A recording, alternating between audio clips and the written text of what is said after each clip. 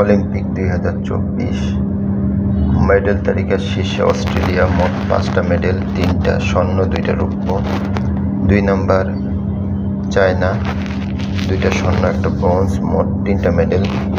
3 নম্বর যুক্তরাষ্ট্র, 1টা স্বর্ণ, 2টা রৌপ্য, 2টা ব্রোঞ্জ, মোট 5 মেডেল।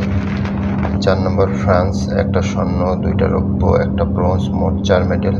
5 নম্বর সাউথ কোরিয়া, 1টা স্বর্ণ, 1টা রৌপ্য, 1টা ব্রোঞ্জ, মোট 3 মেডেল।